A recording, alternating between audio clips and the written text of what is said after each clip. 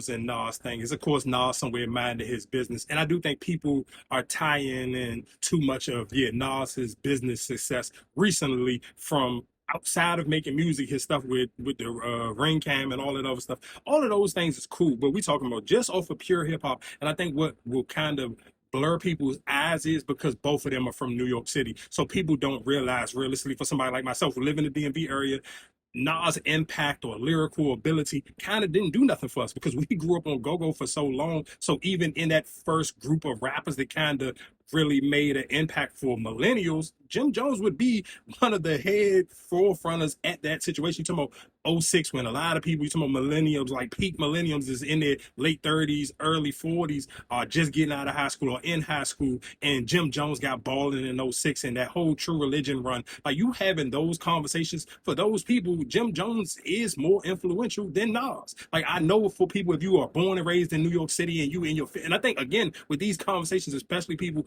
who are feeling offended by Jim Jones comments speaking to Nas in that breath of air, it's like you so realistically you're so old, you kind of like these conversations shouldn't even be had, but it's to the point where you feel like it's crazy because realistically you were probably even still 10 years older than the people who were like, oh, in '06, Jim Jones with the trues and the antique denims and all of the skulls hanging off the, all of those cool fashion trends that Jim Jones and Jewels and them were setting at that time, that probably even missed you because you were already kind of older. That means realistically, those people in their 20s, at that time, you probably was in your 30s. So you weren't even paying attention to those things. And social media wasn't as big. So that means you had to actually be outside to really get hip to what the new trends was. People was actually still going to the mall. So you, for all of those things being said, it's like, I think you would be doing hip hop and these conversations a huge disservice if you're not acknowledging in that prime '06 Jim Jones ball. And even I can probably argue, for, especially for most people, especially for most dudes,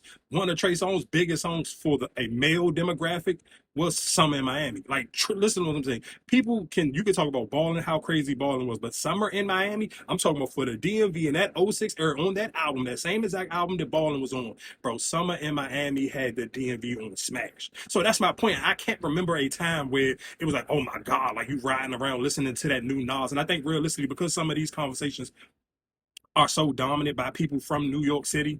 And of course, Shannon Sharpe is old. Shannon Sharpe not really a crazy hip hop person. So this is just him probably looking on the internet, or him even being a little bit older, which will probably make more sense with, okay, when Shannon Sharpe was in his prime of his career, he probably realistically maybe have been in his locker room listening to Nas. Maybe, I don't know. I probably would kind of debate. I don't think that's true, especially because Shannon is from the South and he don't sing like Nas will be his cup of tea. But cool, if that is the case, I'm not here to argue that one. But I hate the fact that influence people hate to and like to discredit influence when it's not beneficial to your favor, because let it be a Jay-Z and Nas conversation, but maybe because you feel like the skill level of them two rapping is way more closer, everybody will jump out the window off the, oh yeah, well Jay-Z got more influence than Nas and this, that, and the third.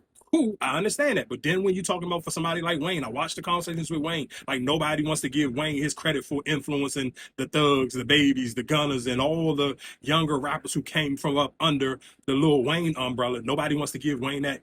You'll punch holes in between that. But again, when we talk about with Jay-Z, for old people, oh, well, Jay-Z made us take off our jerseys and wear the button-ups. All the cool things that Jay-Z made, and you felt the influence if you were of a certain age, cool. But I don't think you can discredit Jim Jones when he's talking about influence. I don't think his skill level, of course, if you sit here saying Nas is a better skilled rapper than Jim Jones, cool. I don't think too many people should even be arguing that conversation.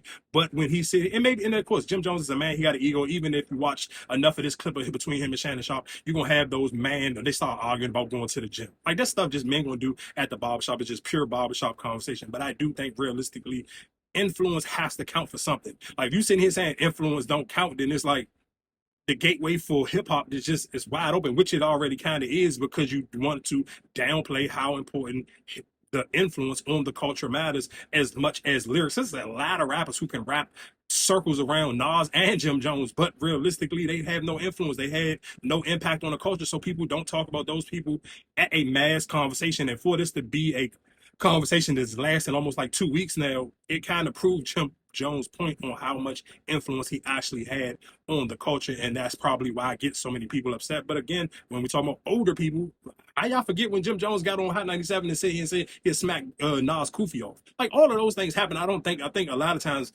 people like to forget and rewrite history to how they feel like talking about history. So I mean, again, I'm with Jim Jones on the more influential side because I'm not from New York. I didn't grow up on Nas. Like if you talk in my prime, and I'm just old enough to barely be able to come outside and drink and go to the club. Jim Jones had balling. I remember what Summer in Miami did. I remember running around outside every night in these. Like, come on, bro, you got it. Like I said, Jim Jones, the influence conversation is a real conversation that people should probably have instead of trying to be very